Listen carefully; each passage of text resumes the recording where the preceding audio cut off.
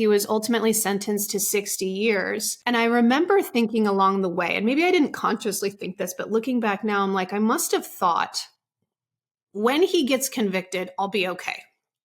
Just muscle through, just muscle through. When he gets convicted, if he gets convicted, I'll be okay. And I remember the weeks after the sentencing feeling like that was the lowest point in my life. And I think it's because my nervous system was finally like, okay, you can take off the armor. You don't have to be scared anymore. But I was still stuck in this debilitating terror in my body and in my life. And so the alcohol intake actually increased even more. And less than 30 days after the sentencing, I actually found myself in a jail cell because of an alcohol-related incident. Welcome to Successful with ADHD. I'm Brooke Schnittman. Let's get started. Hi, everyone. Welcome back to another episode of Successful with ADHD. Today, I have Brittany Piper, who is an international renowned speaker and author of Somatic Experiencing practitioner. And she's an expert in sexual violence prevention and trauma-informed care. We'll get into that when we dive into her book that talks about her story. Over the past 13 years, Brittany's delivered more than 400 programs across 3 continents. Her work has been recognized by the U.S. Army, the Department of Justice, the Laura Bush Institute for Women's Health, Cosmopolitan, Elite Daily, and others. And as a rape survivor and leading advocate on sexual violence prevention, Brittany speaks to tens of thousands of rape survivors each year. She's a forensic neurobiology expert. She conducts trauma-informed trainings with the U.S. Army and sex crimes detectives. And she's the creator of Heal with Brit and founder of the internationally acclaimed Body First Healing Program. So we're going to dive into, and that's not even all of it, folks, but we're going to dive into what makes Brittany so renowned in the work that she does on somatic experiencing. So welcome, Brittany, first of all. Thank you for being here. Thank you. Yeah. Of course. Yeah. Yeah. Thank you. So Brittany and I got to speak a little bit before we hopped on the podcast. I was asking her about some of her diagnoses. She was actually misdiagnosed with ADHD when she was younger.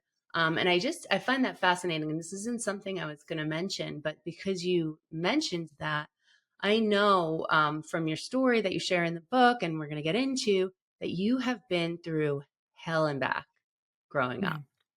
Yeah. Yeah. Can you talk a little bit about that and, how the impact of what you went through looked like ADHD and PTSD and anxiety at the time? Yeah. So first of all, thank you for having me on. Like I said, I'm really excited to be here with you and your community. And I know that even from the introduction, even reading kind of my intro, it's like, whoa, this is heavy. And I just want to preface by saying it doesn't have to be heavy. But yeah, so for me, I share a lot in the book. My book is Body First Healing. It's kind of like, one part memoir, one part roadmap to recovery through somatic or body-based healing. Mm-hmm. And so I share a bit about my story just to make it relatable so that people can see themselves in the pages and be like, this isn't just a science book. This is a book that I feel like, oh, I see myself in this. I can relate to that. When I was born, I was actually taken from my mother by child services, and I was put into foster care because there was methamphetamine found in our system. So I was in foster care for a few months until my mom, seemingly got her life back on track. I was actually reunited with my mom, but knowing what I know now about trauma and not just verbal memory, but body memory, our body starts to form body memory at 7 weeks in the womb. And so trauma in utero can certainly happen. And that's a lot of the work that I do as a somatic practitioner, is helping people to kind of work through being stuck in survival mode in adulthood because of things that happen maybe during birth, birth trauma, or even prior, in utero. So the cards were kind of stacked against me from day one and, even before that. And so I grew up feeling I had this fear of abandonment, like this feeling that I wasn't enough, that my parents would leave, that they would never be around. And so that created a lot of anxiety. I had this very anxious attachment style. I didn't ever want to be alone. I wanted to, I really clung to people. And then my brother passed away when we were in high school in a car accident. And we were incredibly close. So I have a half brother, and then I have my full brother. But my older brother was kind of the one constant in my life. And so losing him, I felt like I certainly lost a big part of who I was. My parents were always working. It was kind of him and I against the world. And so that created a lot of, again, just very intense symptoms. And for me, that showed up as a lot of self-medicating. I grew up in a household where you didn't really talk about the problems or the pain. We just threw stuff under the rug. We muscled through. We moved on. A lot I think of our generation, right? Yeah, I mean, we're yeah, close in age, close enough, and I think that was the thing. You just grin and bear it, right? Like you talk about yes, in your book. yep. And so grew up where you didn't really talk about the problems that were seemingly happening in your life. And so, I mean, I think even after my parents or after my brother passed away, my parents were back at work, the following week or a week later, you kind of just move on. And knowing what I know now, I know that that's not how our body and our brains are really designed to heal and recover, and that avoiding isn't the same thing as healing. And that at some point you're going to have to kind of face the music and process that. But the symptoms for me started to show up as, again, self-medicating, just this really strong urge to want to numb. So I did that through alcohol around the time, drugs. And that was kind of what most of my high school years look like. I then went off to college, and it was a perfect environment for that to continue for me. It got so bad to the point where I ended up in a hospital with alcohol poisoning, and then I in some ways started to turn my life back around. I left that college. I came back home, and I decided, I want to change. I want things to be different. I don't want my life to continue down this path. But then when I was 20 years old, I was sexually assaulted by a stranger who helped me change my flat tire. And that kind of brought back a lot of those patterns again of wanting to numb and self-medicate. And the trial process itself, now when I work with survivors, there's usually the incident, the assault, and that's traumatic in itself. But what oftentimes many survivors find is that the aftermath of the experience can be just as traumatic, if not more traumatic. Sure. Whether it's having to share with people who don't believe you or who shame you, or having to be around your perpetrator and what that feels like in your body, or having to now navigate relationships in this new way that can feel terrifying. And so the aftermath for me, we went down a 2-year trial process. He was apprehended, caught. Yeah, long time. And when defense teams know that the person that they're representing doesn't have a case to stand on, what they'll typically do is they'll try to postpone or do what they call a continuance of a trial as a way to almost emotionally wear down the victim so that they'll eventually give up. And so in my case, over that 2-year period, the trial was continued 9 times. And so, every time that happens, you essentially have to do a dress rehearsal for trial in the days leading up, because they wouldn't tell you that it was postponed again until the night before. So talk about re-traumatizing you over and over and over again. And there was that. And then there was also this anticipation of, I'm going to see this man again in the flesh, which was also really terrifying. But that dress rehearsal looked like meeting with the legal team, going through depositions, listening to your tape statements again, practice being on the witness stand. I mean, it was like exposure-based therapy to the extreme, but I was in, again, a very dissociated place in my life. And I was also, 20 to 22 years old. I was still in college, trying to manage a full course load and working part-time and, doing this thing on the side. And so, of course, it was hard for me to pay attention in school. It was hard for me to function. And I remember just going and seeing a therapist and them saying, I wonder if you have ADHD. And I don't think that they really considered my brain is just scattered because I'm stuck in this trauma response. So I was put on ADHD medication. I was also put on anti-anxiety. At one point I was put on Lexapro for, antidepressants. I mean, I was just kind of on this cocktail of medications. And in some ways it helped, but I knew that it wasn't going to be a long-term thing for me. On the outside, people saw like, wow, she's functioning really well and the medication helped. But behind the scenes, what people didn't know is that my life was in complete disarray. Mm-hmm. So I was really struggling with suicidal ideation, extreme eating disorders, substance abuse, again, the alcohol to cope. And so after the trial, it finally came to trial date, and he was ultimately sentenced to 60 years. And I remember thinking along the way, and maybe I didn't consciously think this, but looking back now, I'm like, I must have thought, when he gets convicted, I'll be okay. Mm. Just muscle through, just muscle through. When he gets convicted, if he gets convicted, I'll be okay. And I remember the weeks after the sentencing feeling like that was the lowest point in my life. I mean, it was, and I think it's because my nervous system was finally like, okay, you can take off the armor. You don't have to be scared anymore. But I was still stuck in this debilitating terror in my body and in my life. And so the alcohol intake actually increased even more. And less than 30 days after the sentencing, I actually found myself in a jail cell because of an alcohol related incident. So, and we might get into that, but that was kind of the turning point for me. And I remember the judge looking at me a couple of days later at processing. She knew who I was. She said, "You're the survivor from that sexual assault case." I said, "Yes, ma'am, I am." And she said, "We're going to drop the charges, but," and I put this sentence in the book because it was really this big statement that just made such a difference in my life. She said, "You need to learn to live with the pain better." And it wasn't like learn to get past it, learn to get over it, learn to move on, which is all I had ever known and all I had been Grin and attempting bear to do. it, right? Yeah. Smile. Mm-hmm. That really was a turning point for me of learning to kind of posture and pivot myself to turn towards my pain in a way that felt tolerable, in a way that felt accepting, rather than, avoiding and running away. And that was 2011. So that was for about almost 15 years ago now.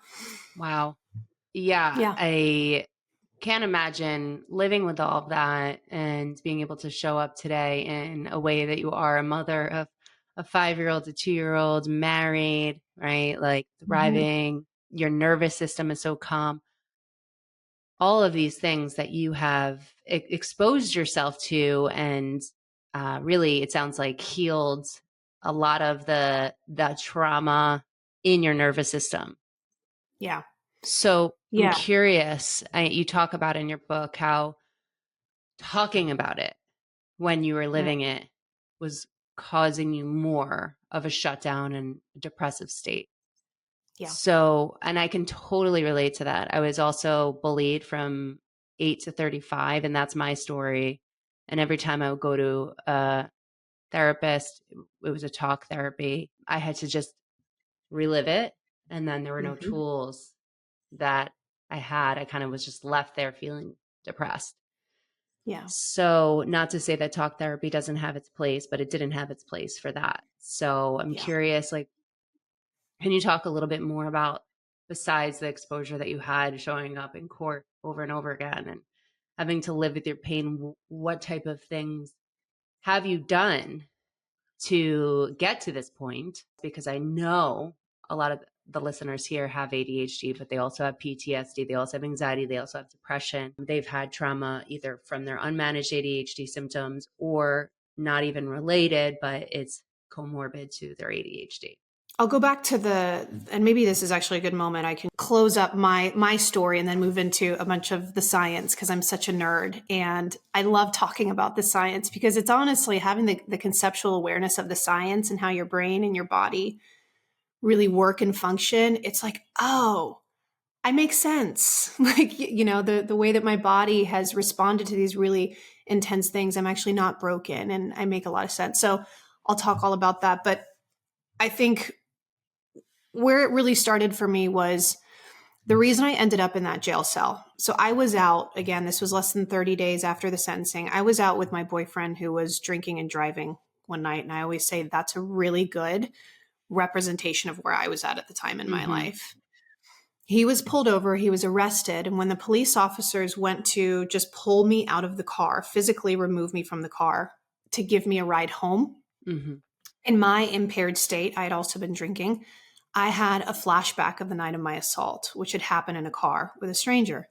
And my nervous system went back into the survival response that it enlisted during my experience. And this is Sure. where somatic experiencing can come in. But during the assault, there was a moment where I tried to fight back, but I was overpowered. So I went into a fight response, and then my body went into a freeze response. So that's how I ended up in a jail cell with 2 counts of battery on an officer with injury, because I was trying to fight back, not recognizing, my nervous system didn't know, hey, this is a different scenario. This is a different experience. Sure. And so, but I always say it was in that jail cell. I was forced to sit in that jail cell for about 2 to 3 days before I was processed because my parents didn't want to bail me out. Kind of a tough love thing. And I'm glad they decided not to, because in that jail cell, I refer to it as not my rock bottom, but my concrete bottom, because there wasn't alcohol. There wasn't really unhealthy relationships. There wasn't distraction. There wasn't pills. There wasn't anything there to disconnect me from my pain. I had to sit there in that cell. And for the first time, I was able to start to metabolize and experience through my body decades old grief and trauma and pain. I've never been through something like a drug withdrawal, but I commonly tell people that that's maybe what it looked like. There was intense sweating. My body was trembling and shaking. I remember tears, so many tears. It was like my body was finally purging and expelling all of this charge that had been stuck within my body.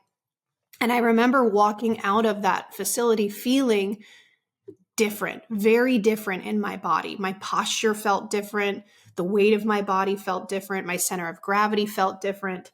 And this was after 2 days? This was after 2 days. Yes. Yep. And so I got really curious. At the time, I was seeing a conventional talk therapist, cognitive behavioral therapist. And we did a lot of what you just mentioned, is that we would talk a lot about the trauma, right? Exposure, recall therapy.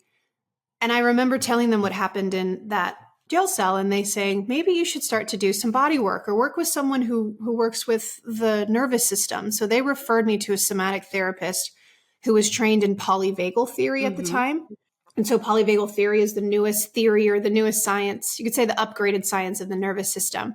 And that's where it started for me. And so I just became so incredibly curious about what had happened. And then when I started to do the somatic work of healing trauma through the body, and I saw remarkable progress that didn't ever feel too overwhelming and didn't ever feel re-traumatizing, I was like, why does no one else know about this? And so the nerd that I am, I just started eating it up. I got all the books.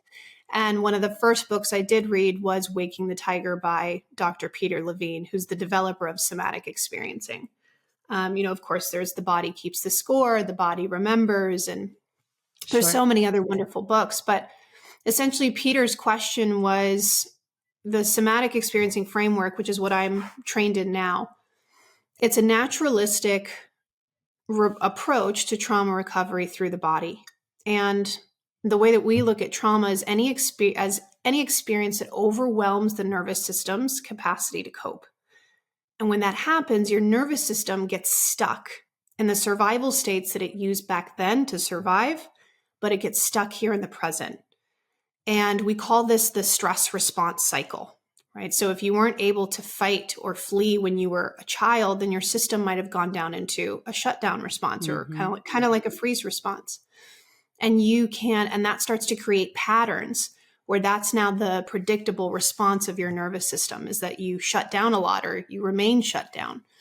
And so he asked the question, why do animals in the wild, although they routinely face threat, why do they not remain, I'm using air quotes, traumatized like human animals do? And the reason is because they allow their body to do something, what we call discharge. They allow the body to release all of the adrenaline and cortisol, the stress or survival hormones that are released into the body when we go into a survival response.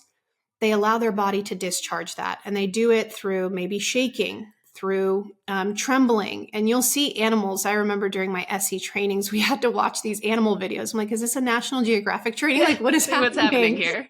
Yeah. But humans, they have identical nervous systems to animals in the wild. But what makes us different is that we also have this wonderful human brain, the neocortex, this conscious thinking, rational brain. And so what we find is that we often don't allow our bodies to experience things like anxiety and some of the trembling that comes with that, or anger and the clenching of the viscera and the clenching of our jaw and the heat that rises, because we've been so conditioned to believe that our big emotions are bad emotions. So we push them down. And what happens is this adrenaline and cortisol starts to turn into this toxic soup within our body.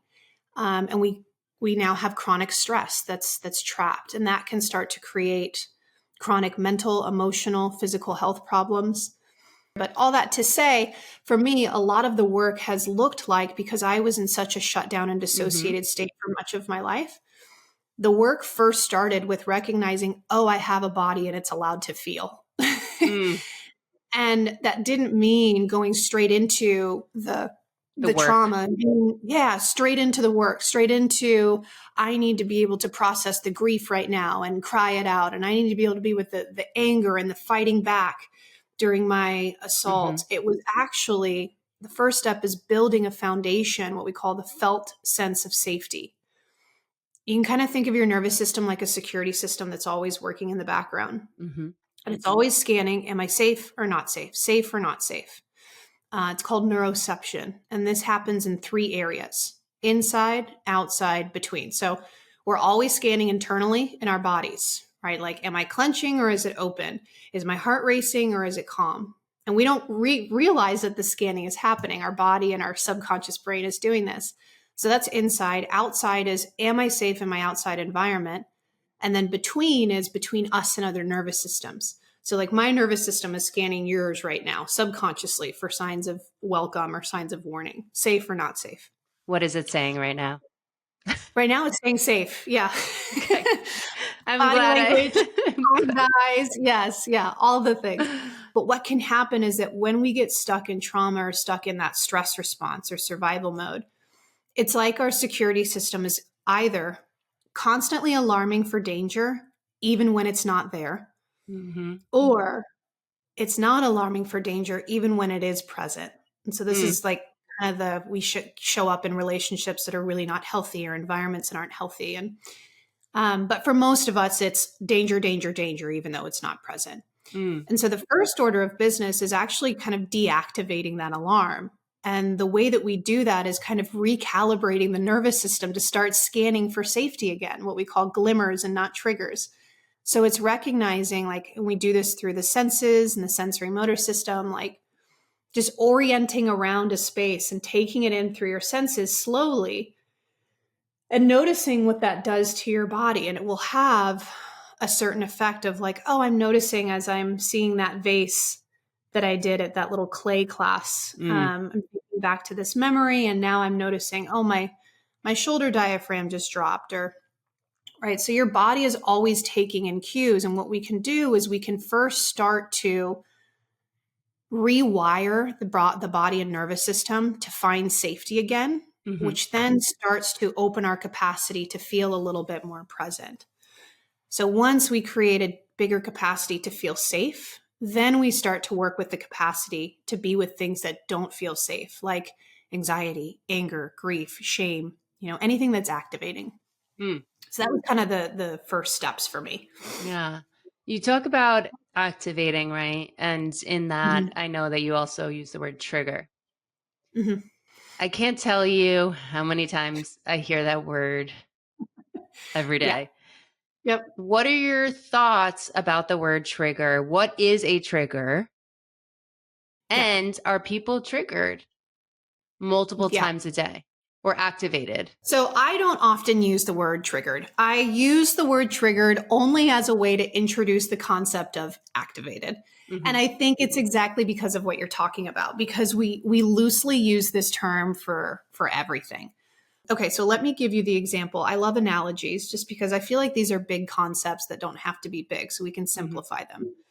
So another analogy, kind of like the security system, is the polyvagal ladder. So I'm also, I trained at the Polyvagal Institute, and one of the things that Stephen Porges, the developer of the polyvagal theory, created was something called the nervous system ladder to kind of symbolize or visualize what the nervous system is. So the nervous system ladder has 3 sections. At the top is rest and digest, what we now call safety and connection, or your ventral vagal state.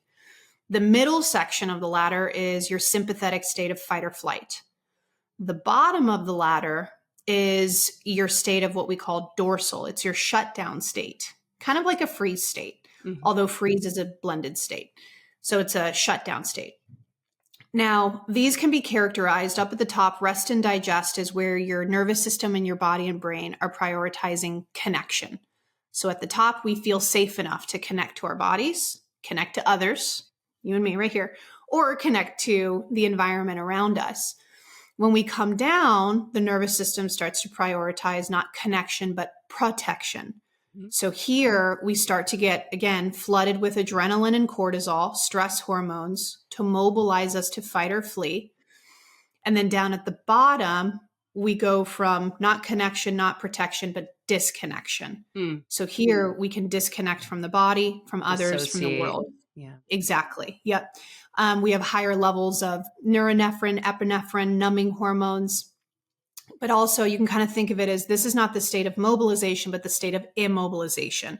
We retreat, but evolutionarily speaking, this is the state of hibernation, right? So humans also had to have kind of those hibernation mechanisms during, intense weather. And so what's important to note, though, is that what moves us down the ladder is when there's any neuroceptive cue. So again, neuroception is that scanning.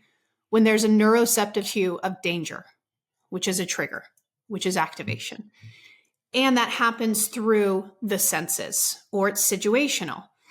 But what's important to know is you actually move up and down that ladder roughly 100 times a day. People assume, your eyes got big. Yeah, people assume that regulation means staying up at the top of the ladder. The connection. Yes. But a regulated nervous system, in the polyvagal world, we call it a flexible nervous system, is one that has flexibility and fluidity, not one that has rigidity. So dysregulation is when we get stuck at the bottom in one of those 2 bottom states, or we're stuck in an autonomic loop. You see this a lot with burnout and overachievers, where they're like flight, flight, flight. They use their adrenaline and cortisol to go, go, go. They use work as a distraction, as a way to escape.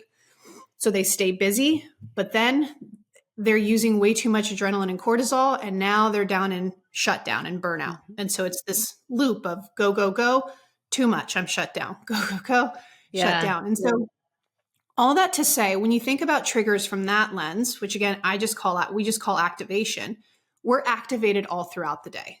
And triggers or stress is actually really healthy for us. Like, when they do stress tests for your heart, stress is a good thing. And so it's not about, again, being calm in the cool waters all the time. It's about being able to navigate our stress in a way where we don't get stuck. Sure. I'm so glad that you say that too, because stress is so often associated as a bad thing, but it is, if a bear is coming at you and you're stressed, that's a good thing because you're going to run the other way. Question. So if you're activated, right, you have these tools that you've learned in your practice and in your own work on yourself.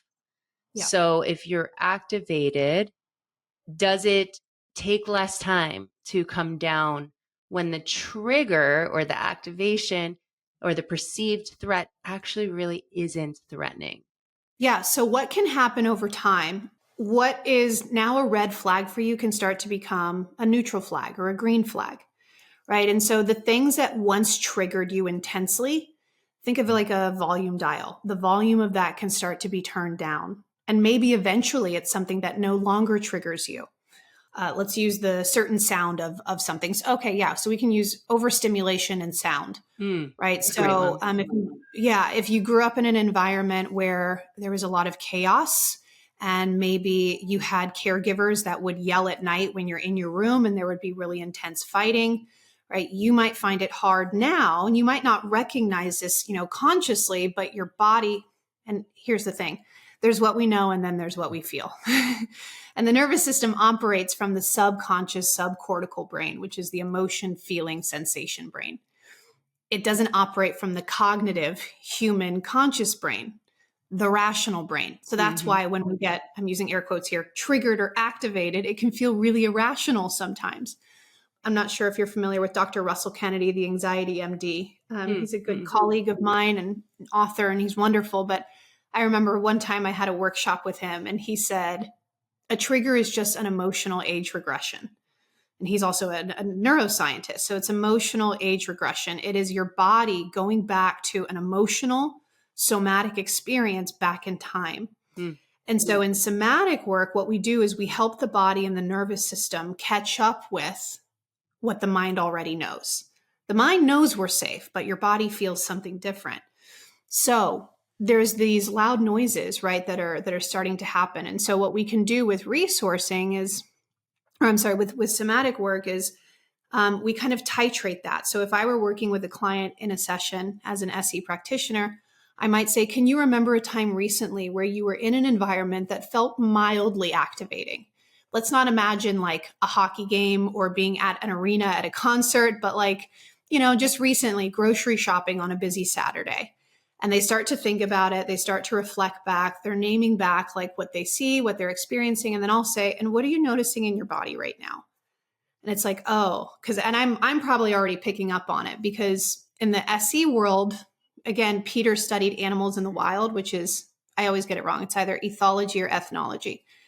So SEs study human impulses and movements on like micro movements. So I'm already probably picking up on, her tongue's in the roof of her mouth right now. And her shoulder diaphragm just tensed. Her pupils right now. Are you talking about me right now? Or are you talking about your gut? So, I'm like, actually, all that's happening right now. It can be a little unnerving. Yeah. I'm like tracking in her body what's happening. And I might say, do you notice this is happening? And what do you notice about that? And so what we do is we track that. And it might be, I'm noticing I'm holding my breath right now. I'm noticing I'm bracing kind of up in the respiratory diaphragm, but I have no access down to my belly. So you're doing like a body scan. Yeah, she's doing a full body scan. So we call that interoception, which is our ability to track internally what's going on. And so then I might suggest, is there something that might help your body to feel a little bit more open right now? And it's like, can you feel into, I'm noticing you're sitting on the edge of your seat. I'm noticing though that there's also a back to your seat. Do you want to sit into that for some support? And it's like, oh, now I can breathe. Right. And it's like, okay, we're breathing and let's see what happens next. And as we're breathing, there might be a shudder or there might be, I'm feeling tingling in my hands. Usual like telltale signs that discharge is happening in the body is heat followed by coolness in the hands and tingling, tears, emoting, vocalizing through the vocal cords. The vocal cords connect to the vagus nerve, which is what communicates our nervous system. So it might be like a or communicating, saying something. It might be a micro movement or a roll of the neck. There's lots of ways that the body starts to discharge naturally. And it doesn't have to be these big cathartic things that we always imagine. And so what you find is that we work with, imagine that a trigger is at the middle of a vortex, right? And at the middle is where it's most intense, right? And that is usually that traumatic experience, that core wound. We actually don't need to work with the core wound. We work what we call the outer edges, and we work our way in. So those are the experiences that feel similar, like, when you're at the grocery store. And then maybe the next time it's like, okay, what was a time recently where it felt a little bit more activating? And so we touch into these experiences and allow the body to somatically experience, I'm in this, and then I'm safe after. So we're giving new experiences, new body memory, new evidence to the body and the nervous system that I can be with this experience in a way that doesn't feel overwhelming. And what starts to happen is that experience and that evidence then creates new expectation for the body and the nervous system, that when I'm going into this environment where it's going to be loud, my system has a bit more capacity now, a bit more resilience to be with that. So again, the triggers get turned down as you do some of this work. And for some people, the triggers can completely disappear. While I heard you say it, obviously my hands got sweaty and then cool and I felt the nerves. Literally, you were like doing a somatic experience for me. Yeah. But I also was going into, like, I've done some internal family system and EMDR, and it almost seems like the opposite of it, because in that case, you're going to the point of trauma right away. Interesting that you say that. The Body First Healing book is based on the Body First Healing program. I have a 6-month trauma recovery program. It's a somatic trauma recovery program that I created back in 2018. And the program dives into 4 modalities or 4 topics. So there's nervous system regulation and polyvagal theory, somatic healing and somatic experiencing, somatic attachment, because our attachment plays such a foundational role in how our nervous system develops. And then somatic internal family systems. So we actually explore IFS and parse work, but from a somatic lens.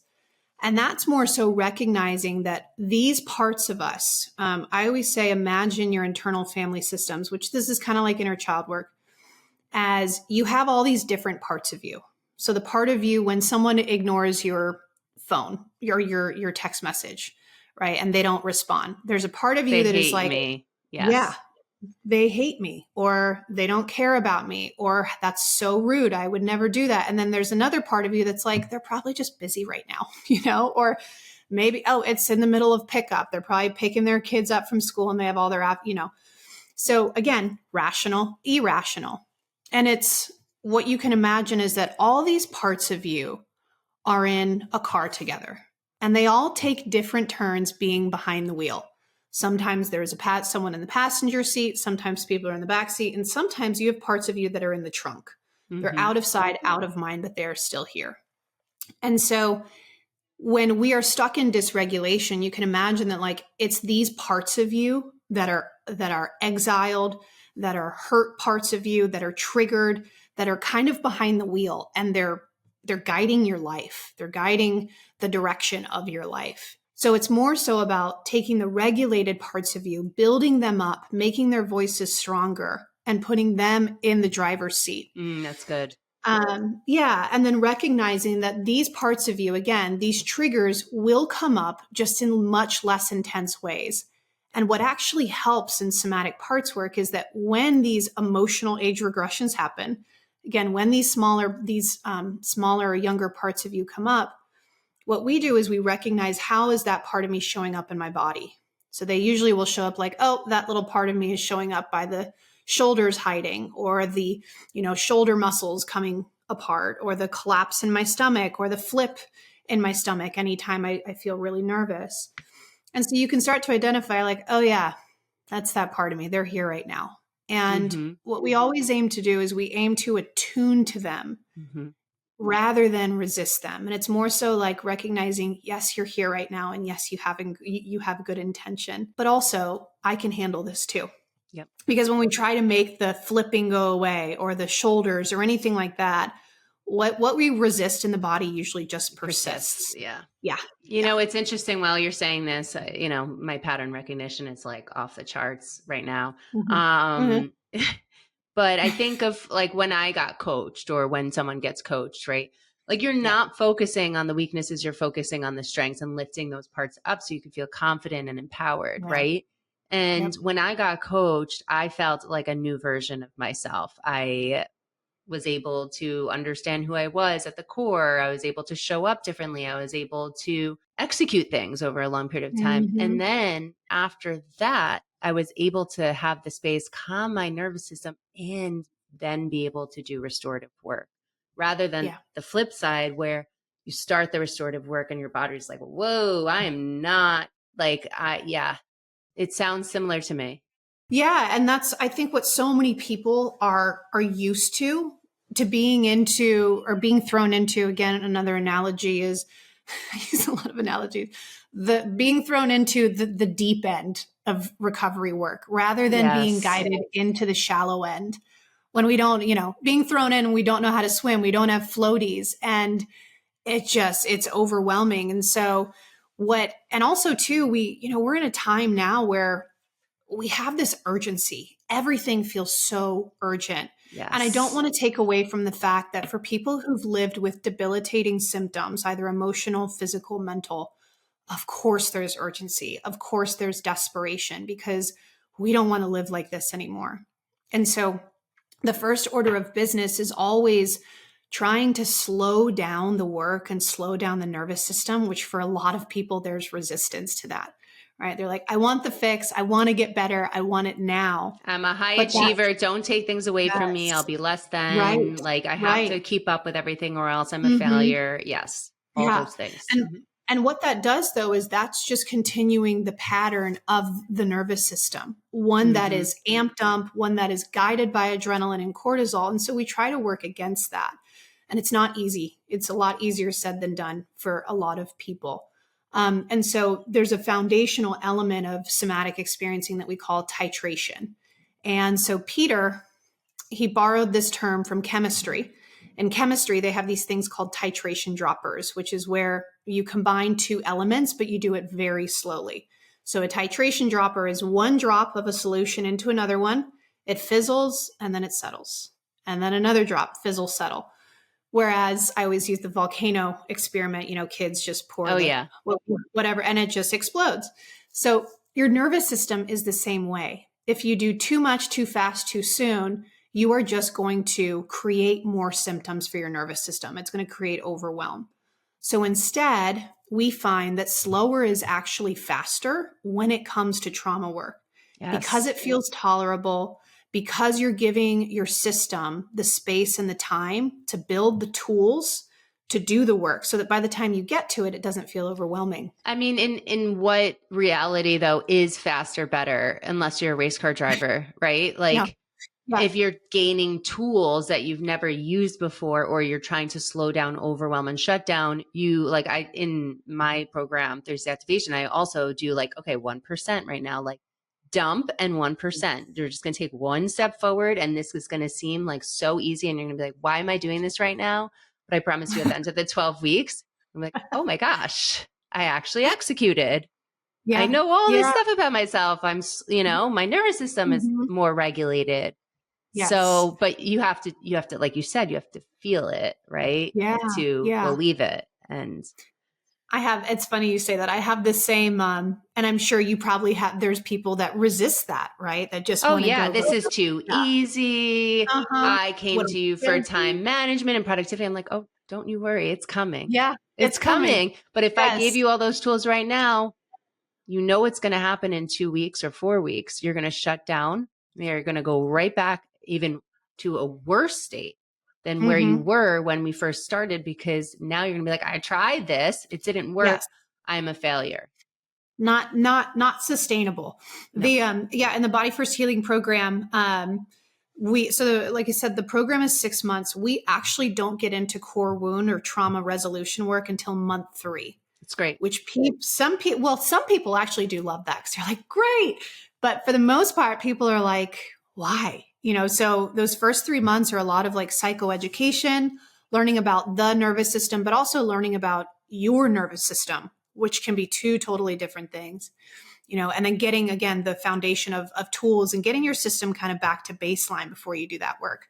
And then another analogy that I love with titration is like going to the gym. If you haven't been in a long time, you don't go straight to hitting the heaviest weights. Why not?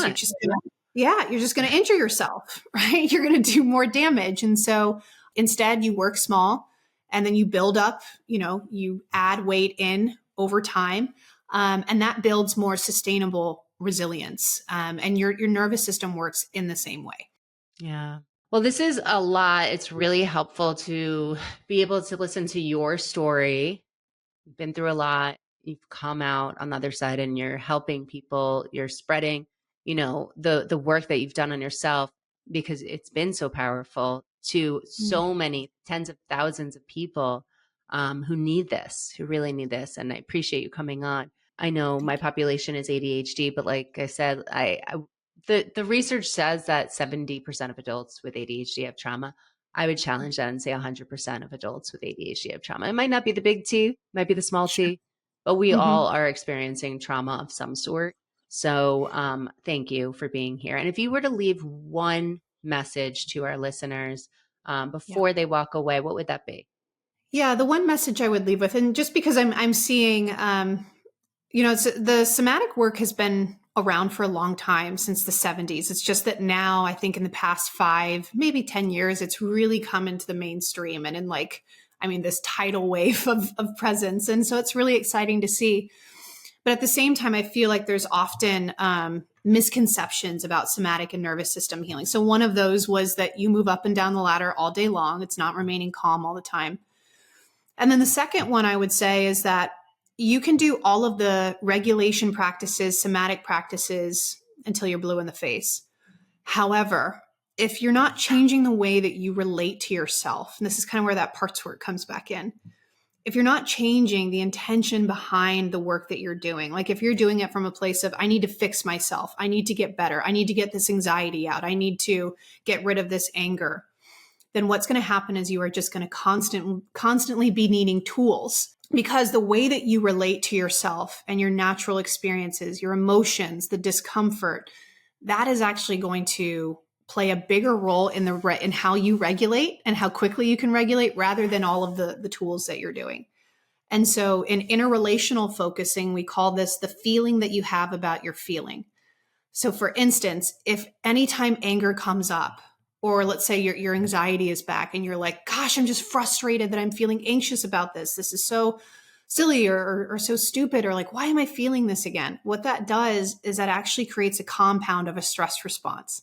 So not only are you activated by something that's making you anxious, which makes sense, we're going to get activated, but now you're activated by the fact that you have the anxiousness as well, which actually just increases the anxiousness. And so again, a lot of people are coming to me now and they're like, hey, can you give me some somatic tools or some things to do? And it's like, yes, the tools are great, but they're not everything. It's also about changing how we relate to ourselves. So yeah, I would leave it with that too, is that it's less about regulation and also about how we are relating to our very natural experiences. It's so funny. I know we're on the end of this conversation, but when you said that, I thought of my Aura ring. Are you wearing an Aura ring, or is that just okay? Yeah, I I am. thought I saw that. And when I first started wearing it, my stress was like 2 hours, 30 minutes, 3 hours, 30 minutes. I'm like, so seeing that I was stressed out was stressing me even more. I'm like, I need to throw this Aura ring in the garbage, and then the excitement of the ring kind of wore off a little bit, ADHD. So I don't check as much. And guess what? The stress went down. Stress has gone down. Yes, exactly. Because what you're doing is you are creating what we call attentional networks within the brain to seek and track for danger or threat or a sign that something is wrong. I also do want to say, when people start to do this work, again, it's recognizing we go up and down the ladder and we're not calm or dissociated all the time. Your stress levels will start to go up. And that's not a bad thing, because you're gaining your window of tolerance. And what we're also finding is that as you start to come out of, maybe years long periods of being in shutdown or dissociation, your nervous system has to go back up through that middle part of the ladder. We can't Spider-Man our way to the top. So we have to go through some fight response or anxiety. We have to experience, express, and expel the anxiety or the anger that's being suppressed within the system. And so oftentimes people will look at that as a sign of regression. It's actually a sign of progression. It's like your body is saying, we can handle this now. We can hold this now. We can move through this now. As cliche as it sounds, it reminds me of when you're building muscle and it hurts. It really hurts. It's not easy. And your muscle has to wear down to rebuild new muscle. So that's going to happen before you get to the bigger and more muscular tissue than you had. Yeah. Yeah. Well, thank you so much for being here today. Where can people find you if they want to get in touch with you, Brittany? Yeah, they can find me on social media at Heal with Brit, 2 T's, like Brittany. Or if they want to find out more about the book, Body First Healing, or my program, or just how to work with me, they can go to bodyfirsthealing.com. Love it. Thank you again for your time. Thank you. This was wonderful. Thanks for listening to this episode of Successful with ADHD. I hope it helps you on your journey. And if you need any additional support for you or a loved one with ADHD, feel free to reach out to us at coachingwithbrooke.com and all social media platforms at Coaching with Brooke. And remember, it's Brooke with an E. Thanks again for listening. See you next time.